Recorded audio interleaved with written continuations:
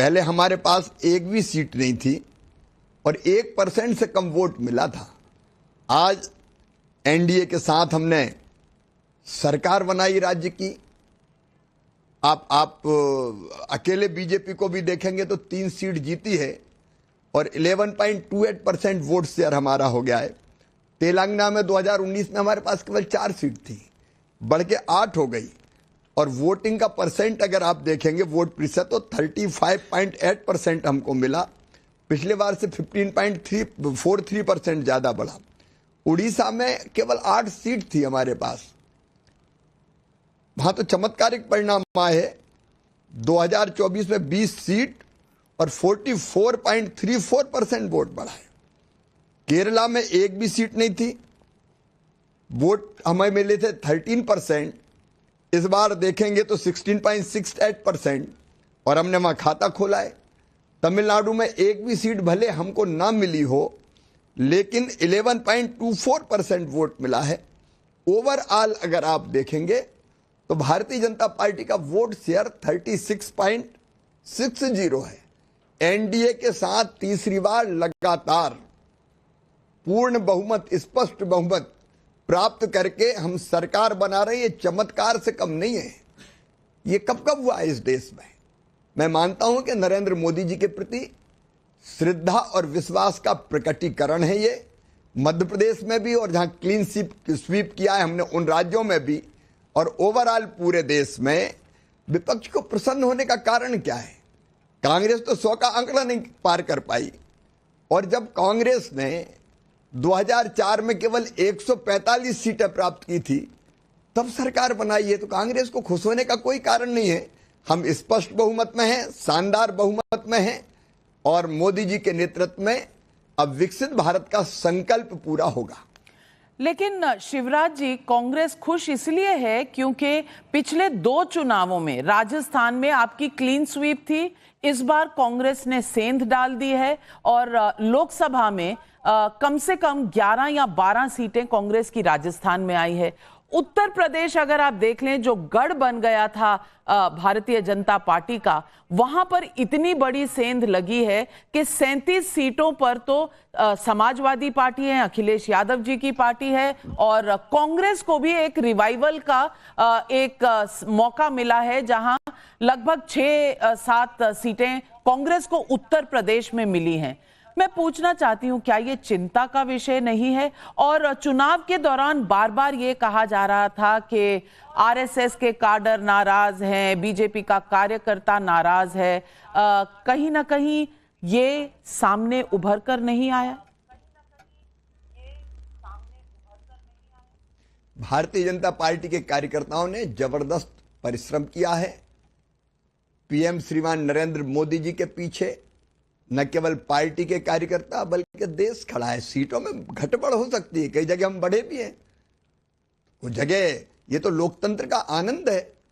मैंने अभी बताया कि कई जगह हम बढ़े हैं, क्लीन स्वीप भी हमने किया है, तो कुछ जगह थोड़ा बहुत नुकसान भी होता है, ये लोकतंत्र में चलता है। लेकिन ओवरऑल आप देखिए कि हम तीसरी बार पूर्ण बहुमत की सरकार और शानदार बहुमत की सरकार बना रहे हैं। तीसरी बार 300 पार के आसपास हम पहुंचे हैं। शिवराज जी, मध्य प्रदेश में हाल ही में असेंबली के चुनाव हुए थे। आप मुख्यमंत्री की तौर पर आपने पूरी जमीन तैयार की और बाद में आप मुख्यमंत्री नहीं बने। आज आप लोकसभा के लिए लड़े हैं, फिर भी क्लीन स्वीप है। आपको कभी पर्सनल तौर पे ऐसा लगता है कि शायद उतना श्रेय नहीं मिला जितना मिलना चाहिए था? ये श्रेय के लिए हम लोग काम नहीं करते मैडम। हम भारतीय जनता पार्टी के कार्यकर्ता अपने देश के लिए काम करते हैं, जनता की सेवा के लिए काम करते हैं भारतीय जनता पार्टी के माध्यम से। भारतीय जनता पार्टी हमारे लिए श्रेय या पद प्राप्ति का माध्यम नहीं है, राष्ट्रीय पुनर्निर्माण का मिशन है और उस मिशन के हम कार्यकर्ता हैं। हमको जो काम दे दिया जाता है उसको पूरी मेहनत और प्रामाणिकता के साथ करना अपना कर्तव्य समझते हैं। कुल मिला के सामूहिक नेतृत्व है। मध्य प्रदेश में सबने मेहनत की, परिश्रम किया। प्रदेश अध्यक्ष, मुख्यमंत्री, संगठन महामंत्री, पूरी टीम, और गिलहरी की तरह मैंने भी योगदान दिया, दिनों रात काम किया, क्योंकि मैं पार्टी का समर्पित कार्यकर्ता हूं, तो कैसे पार्टी शानदार सफलता प्राप्त करे, इसके लिए हम सब लोग जुटे रहे। हम श्रेय की लड़ाई में नहीं पड़ते, अपना काम करते हैं, क्योंकि जीवन की धन्यता इसी में है कि जिस लक्ष्य के लिए अपने आप को आपने समर्पित किया है, उसके लिए आप जितनी क्षमता है आप में पूरी झोंक के काम करते रहे। शिवराज जी, आपने गिलहरी की तरह दक्षिण के कई राज्यों में भी इस बार बहुत कैंपेनिंग की। आपके लिए पर्सनली ये कितना सेटिस्फैक्शन का विषय है कि वहां पर बीजेपी को जो कह रहे थे कि दक्षिण में साफ, उत्तर में हाफ, कहीं ना कहीं बीजेपी ने एक पॉइंट तो रजिस्टर किया है?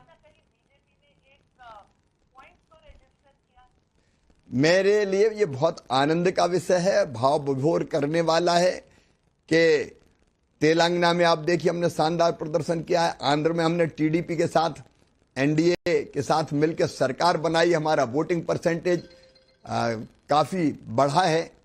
आप अगर तमिलनाडु देखें तो सीट हमें नहीं मिली, लेकिन शुरुआत हमारी कितनी अच्छी है, 11.24% वोट हम लेके आए हैं। केरला में हमने खाता खोल लिया है और वोटिंग का परसेंट भी हमारा 17 के आसपास हो गया है। तो दक्षिण के राज्यों को ओवरऑल अगर हम देखते हैं तो मन में आनंद होता है कि हमने बहुत अच्छा प्रारंभ किया है और अब दक्षिण में भारतीय जनता पार्टी तेजी से आगे बढ़ रही है। आज हम अखिल भारतीय पार्टी हैं, तो वास्तव में हर एक राज्य में हमारी बहुत प्रभावी उपस्थिति है। पूरब, पश्चिम, उत्तर, दक्षिण कोई हिस्सा भाजपा से अछूता नहीं है। शिवराज जी, जो बीजेपी सबसे बड़ी पार्टी है देश में, इसमें कोई संदेह नहीं है, और ये बड़ी बात है, जैसे आपने कहा कि तीसरी बार इस तरह के नंबर आना कोई छोटी उपलब्धि नहीं है। लेकिन पार्टी ने अंदर तो देखा होगा कि कहीं कहीं ग्रामीण इलाकों में और एक के लोअर कास्ट और दलित्स के जो एससी वोट जो है वो कहीं छिटकता हुआ नजर आ रहा है। आपको लगता है कि ये जो नंबर गिरे हैं बीजेपी के, इसी वजह से गिरे हैं और यहाँ पर शायद एक नई स्ट्रैटेजी, नई ऊर्जा की जरूरत है? सबका साथ, सबका विकास और सबका विश्वास, ये हमारा मूल मंत्र है। बाय लार्ज अगर देखें तो पार्टी को हर तबके का समर्थन मिला है, फिर भी हमने कई जगह बहुत अच्छा परिणाम दिया है, बहुत अच्छी सफलता प्राप्त की है।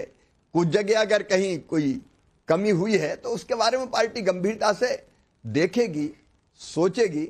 लेकिन ओवरऑल जैसा आपने स्वयं बताया, तीसरी बार ऐसी सफलता प्राप्त करना ये अपने आप में एक चमत्कार है और इंडिया गठबंधन को, इंडी गठबंधन को खुश होने का कोई कारण नहीं है, क्योंकि यही लोग थे जब 2009 में 206 सीटें प्राप्त हुई तब इन्हें सरकार बनाई।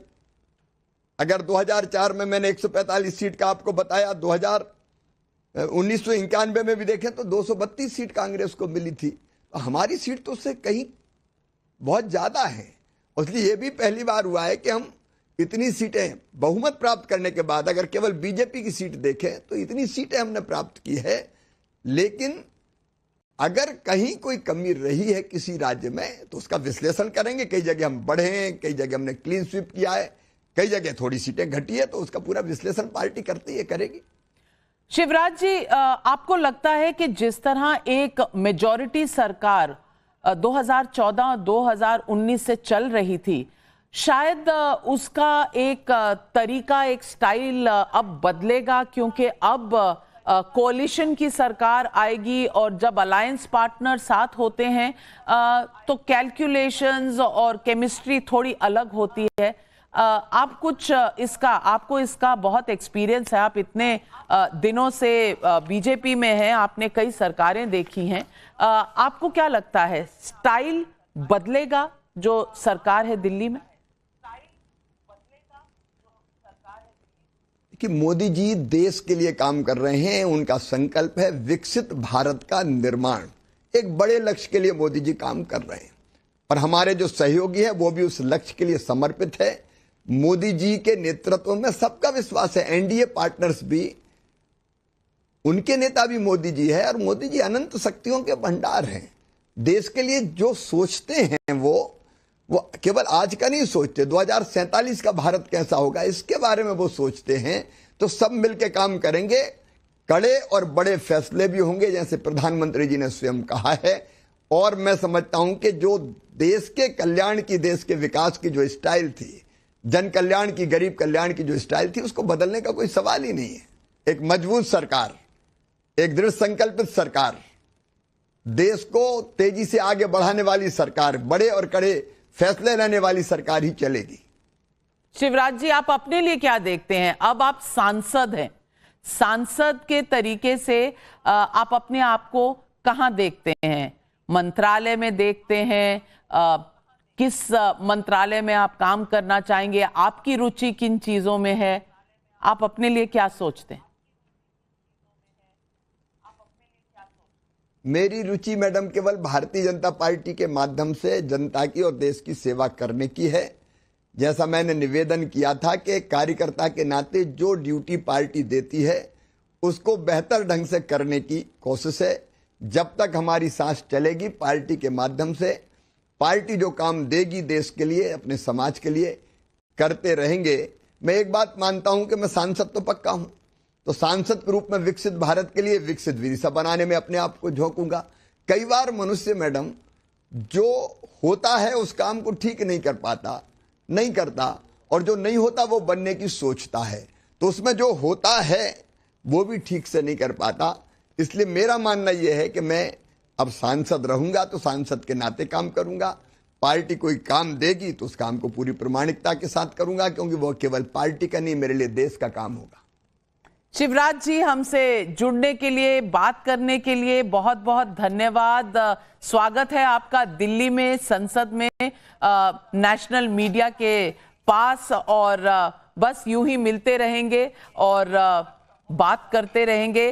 और ये भी कहूंगी आपको कि आपके अपने रिजल्ट के लिए, अपनी जीत के लिए आपको बहुत बहुत बधाई। नमस्कार, थैंक यू।